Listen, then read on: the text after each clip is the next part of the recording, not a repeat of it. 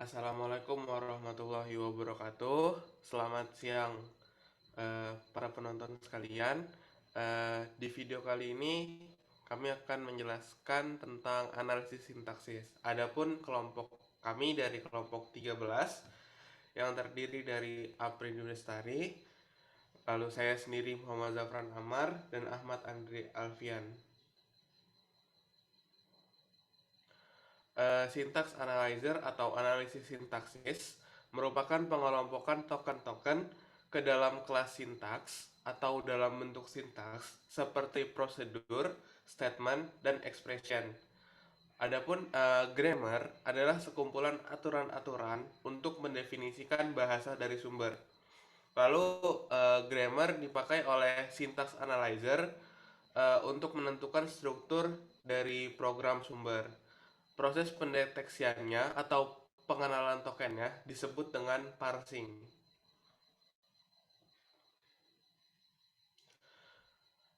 Posisi sintaks atau parser dalam proses kompilasi adalah sebagai berikut. Ada deretan token, lalu ada parser, lalu dari parser didapatkan ada pohon parser atau parse tree, dan juga ada kesalahan sintaks atau sintaks error. Nah, token adalah salah satuan yang terkecil dari bahasa sumber yang mengandung arti, misalnya konstanta, nama variabel atau identifier, kata kunci seperti do, if, then, dan lain sebagainya dari bahasa pemrograman lain, dan juga operator-operator yang digunakan dalam bahasa pemrograman. Maka, syntax analyzer sering juga disebut dengan parser atau parsing. Nah, pohon sintaks yang dihasilkan digunakan untuk semantic analyzer yang bertugas untuk menentukan maksud dari program sumber. Misalnya, operator penjumlahan, maka semantic analyzer akan mengambil aksi apa yang harus dilakukan.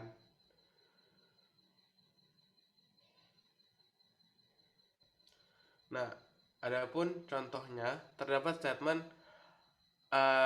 buka kurung A plus B, tutup kurung, star, buka kurung C plus D, tutup kurung, akan menghasilkan bentuk sintaksis faktor, term, and expression, dan dapat dilihat pada pohon sintaksisnya seperti di gambar. Nah, adapun pohon sintaks atau derivation tree atau syntax tree atau parse tree itu berguna untuk menggambarkan bagaimana cara memperoleh suatu untaian atau string dengan cara menurunkan atau mengganti simbol variabel menjadi terminal.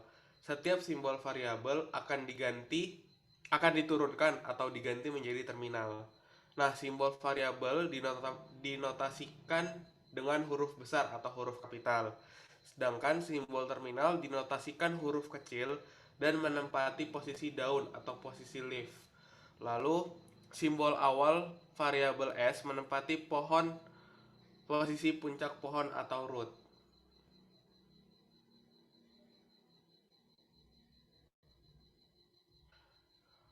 Adapun ini adalah proses penurunan atau parsing. Proses penurunan atau parsing bisa dilakukan antara lain dengan cara yang pertama, penurunan melalui arah kiri atau leftmost derivation, atau simbol yang paling kiri diperluas terlebih dahulu, ataupun yang kedua dengan penurunan melalui arah kanan atau rightmost derivation. Adapun yang berarti simbol atau variabel yang paling kanan yang diperluas lebih dahulu. Mungkin berikutnya akan dijelaskan oleh rekan saya, Ahmad Andri Alfian. Terima kasih. Berikutnya ada contoh dari proses penurunan atau parsing. Yang di kiri ini adalah penurunan kiri. Yang pertama ada variabel S, ada menurunkan A, variabel A, S. Kemudian diturunkan dari kiri, yaitu dari A terlebih dahulu, menurunkan SBA, kemudian S menurunkan A, selanjutnya A menurunkan BBA, BA maksud saya, kemudian terakhir paling kanan ada S menurunkan A. Dan kalau dari penurunan kanan, S menurunkan A, AS, kemudian S menurunkan A menurunkan S, B, A, kemudian A menurunkan BA, lalu S menurunkan A. Dan ada contoh satu, tata bahasa bebas kontak memiliki aturan produksi seperti berikut. S menurunkan AB, A menurunkan terminal A atau terminal A, variabel A atau terminal A. Kemudian B menurunkan terminal B, variabel B atau terminal B. Berikut pohon parsisna. Hasil penurunannya adalah AA, BAB. Contoh yang kedua, ketahui tata bahasa bebas konteks CFG atau konteks free grammar memiliki aturan sebagai berikut. S menurunkan terminal A, variabel S, atau menurunkan terminal A. Dan A menurunkan variabel S, terminal B, variabel A, atau terminal BA. Berikut adalah penurunan ke kiri. S menurunkan A, variabel A, S, dan A, variabel A menurunkan S, B, A, kemudian dilanjutkan paling kiri terlebih dahulu, S menurunkan A, lanjut A menurunkan BA, kemudian yang terakhir S menurunkan A. Kemudian berikut adalah pohon penurunan dari paling kanan terlebih dahulu, yaitu menurunkan S menurunkan A, kemudian A menurunkan SBA, A menurunkan BA, dan terakhir S menurunkan A. Parsing. Parsing adalah konstruksi atau pembentukan pohon siksak untuk suatu kalimat atau ekspresi. Bila terdapat lebih dari satu pohon sintaks untuk sebuah grammar, maka dikatakan grammar tersebut ambigus. Dua cara melakukan validitas sintaks dengan parsing adalah sebagai berikut. Top-down parsing dengan melakukan verifikasi string dari NT, bottom-up parsing melakukan reduksi simbol ke NT. Berikut adalah contoh dari parsing top-down. Jika adalah input, jika A adalah string input, maaf ini ada kesalahan, maka derivasi dari top-down parse dapat ditunjukkan berikut. S menurunkan sampai menurunkan A. Pohon penurunan untuk top-down parsing selalu dimulai dari sebelah kiri. S menurunkan NT, kemudian NT menurunkan T dan NT. Selanjutnya akan dilanjutkan teman saya, Apri.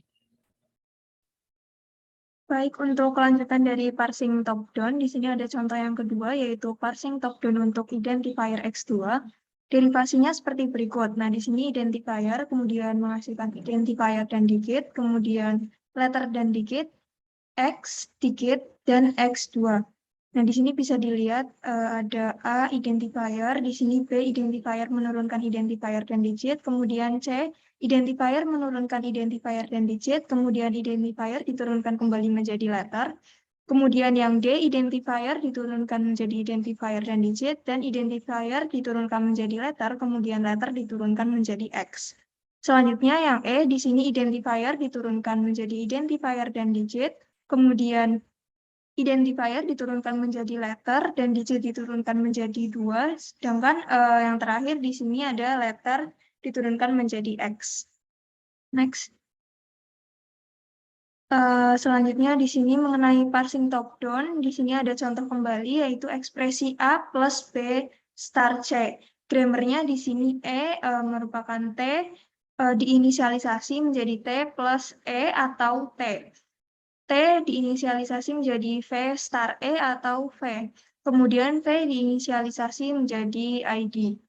Di sini bisa dilihat prediction dan prediction synthesial formnya. Kemudian di sini ada pohon penurunannya. Next. Selanjutnya, parsing bottom up. Parsing bottom up membangun pohon sintaks melalui urutan simbol yang direduksi atau dimulai dengan sebuah string hingga mencapai simbol start grammar. Contohnya, diketahui identifier X2 dengan parsing bottom up menjadi, di sini bisa dilihat awalnya X2, kemudian menjadi letter dan 2, kemudian menjadi identifier dan 2, kemudian menjadi identifier dan digit, dan yang terakhir menjadi identifier. Next. Selanjutnya, parsing dengan brute force. Metode ini akan memilih aturan produk mulai dari paling kiri dan melakukan expand semua non-terminal pada aturan produksi sampai yang tertinggal adalah simbol terminal.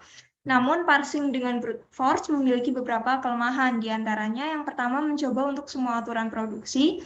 Yang kedua, apabila mengalami kerusakan, maka ia akan melakukan pembetulan kesalahan, kemudian memakan banyak memori, dan yang terakhir, grammar yang memiliki rekursif kiri tidak bisa diperiksa. Next. Di sini contohnya S memproduksi terminal A, variabel A, terminal D, atau terminal A, variabel B, kemudian A memproduksi terminal B atau terminal C, dan B memproduksi terminal CCD atau terminal DDC.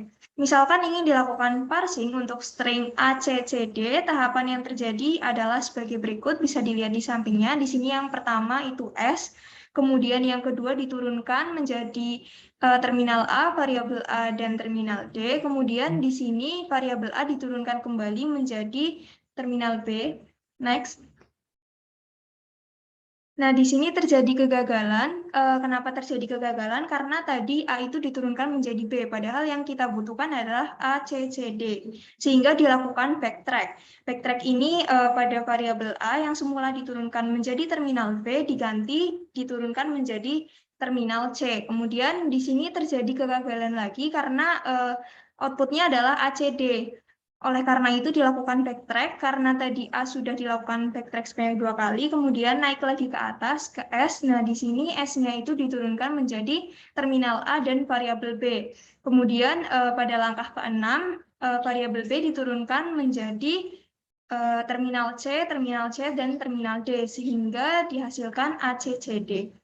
Baik, terima kasih. Sekian presentasi dari kelompok kami. Kurang lebihnya mohon maaf. Wassalamualaikum warahmatullahi wabarakatuh.